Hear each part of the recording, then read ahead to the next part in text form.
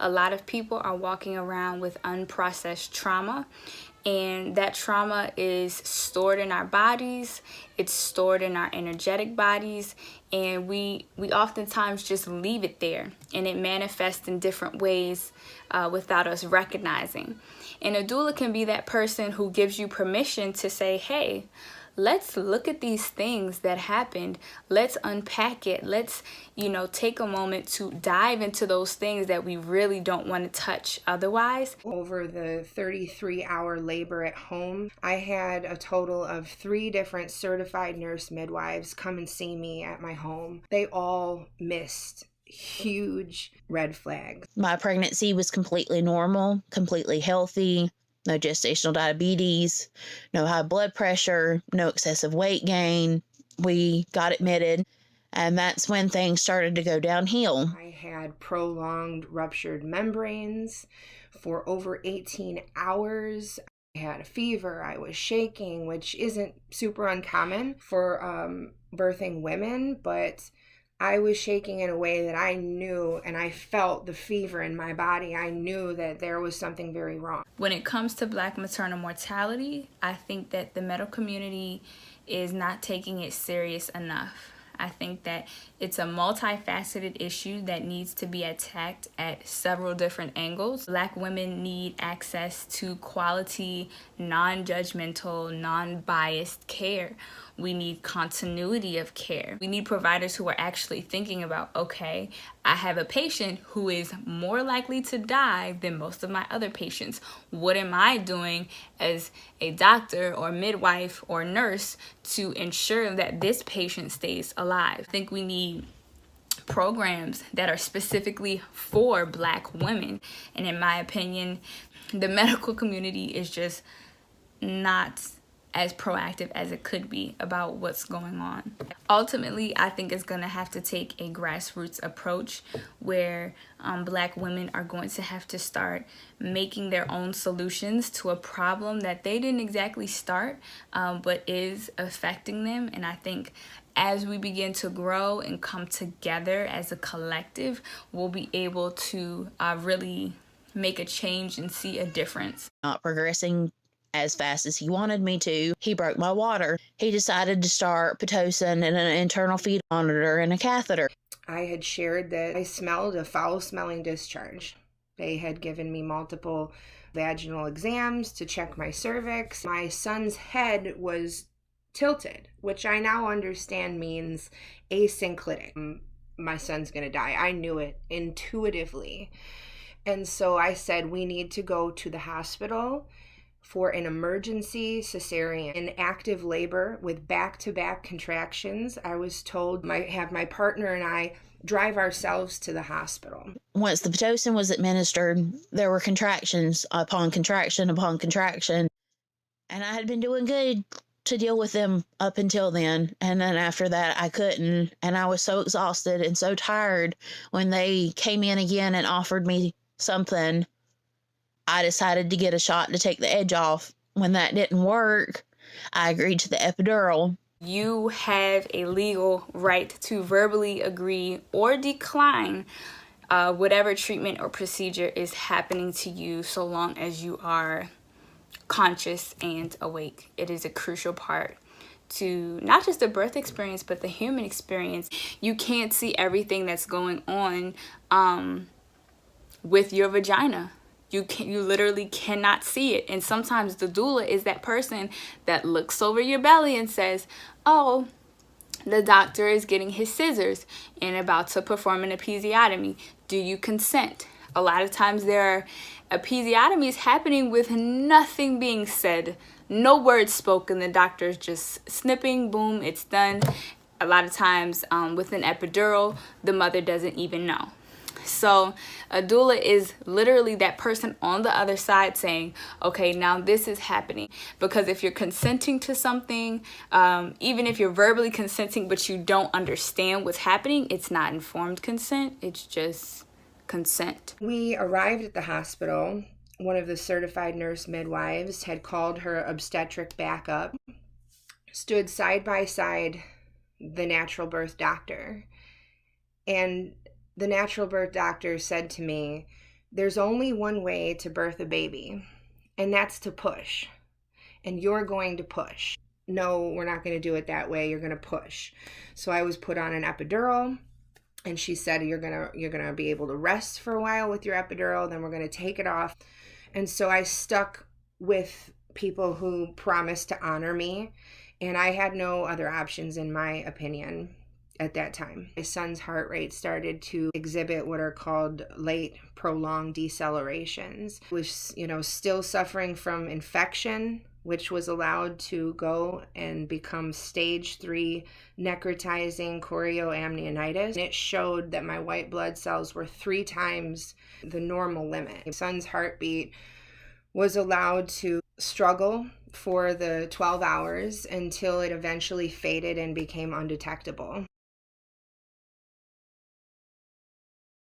After I received my epidural, I slept for about an hour. The doctor came back in and did not check me again, said that I had failed to progress and that my pelvis was too small for my baby and that I was going to have a C-section. Then I was wheeled off for my C-section, and everyone was talking and joking and laughing. I was waiting for my husband to come in, and they had already started surgery, so I was worried he was going to miss it, and I felt them cut me. Obstetrician had to have the nurse in the room. The certified nurse midwife from the home birth part had gone home by that time. There was already a severe emergency about for a long time. And so the nurse said, can we do an internal monitor? The doctor, she just ignored her. They were having me move all around on the bed. They still couldn't find a heart rate. And the nurse said again, doctor, we need to put an internal monitor in. Try to find this heart rate. Finally, one internal monitor, it showed nothing. They put in a second. That one still showed nothing. And the doctor very slowly and nonchalant said, I think we're gonna need to go for a stat C-section. The epidural port in my back had become dislodged when they had me moving around on the bed. Only thing I did was scream. And I told the doctor that, and he's like, no, you shouldn't. It's probably just pressure. And I screamed at him, I felt you cut me and knocked me out.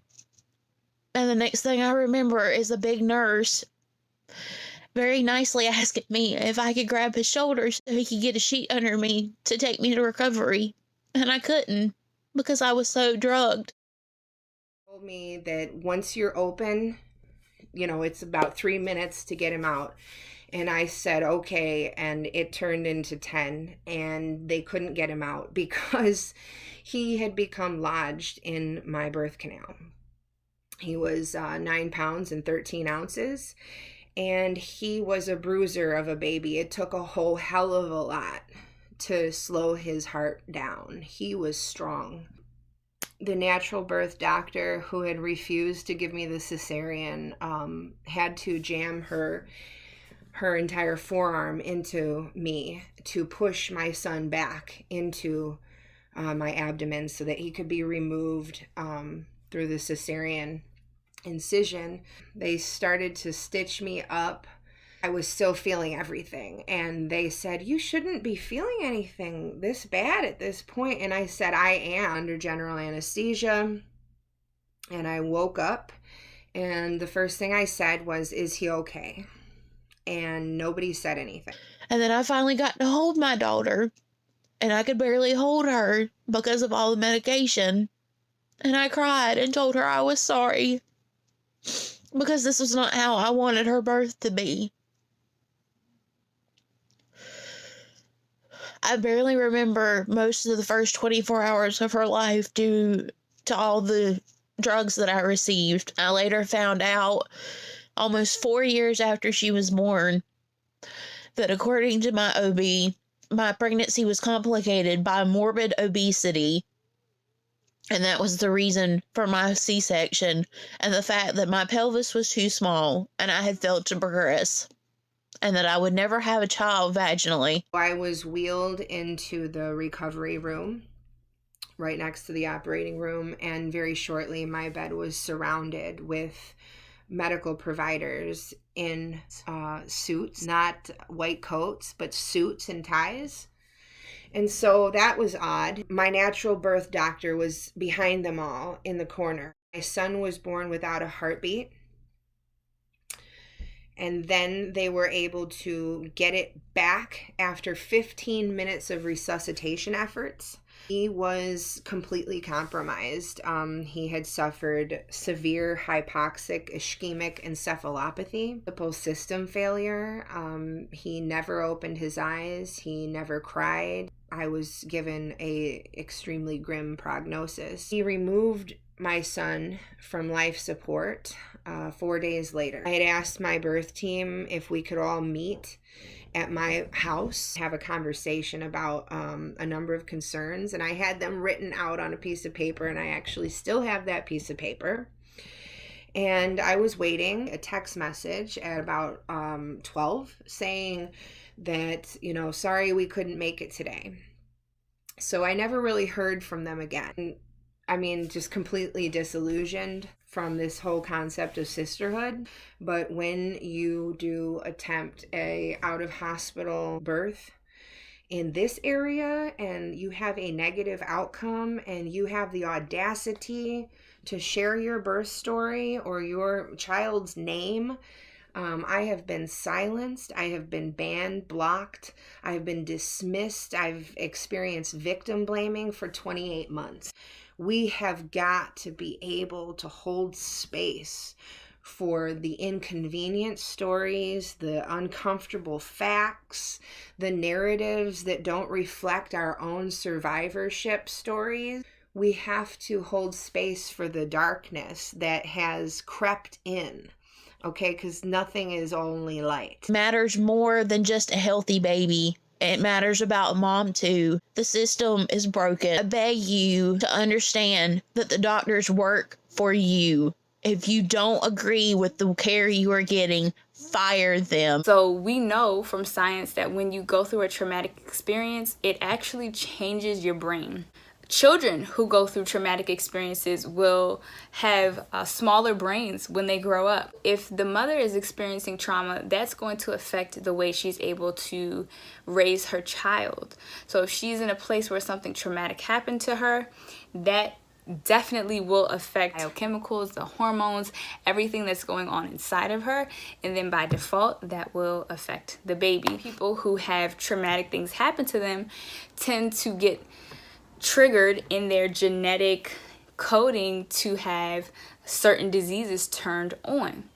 But when, people are healthy and there's low stress levels and there's no trauma, those genes for sickness and disease are turned off.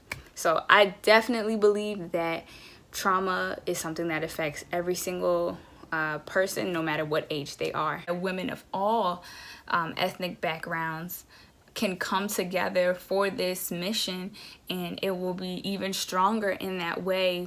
Will make even more of a change faster if we all can come together in different ways to address this issue.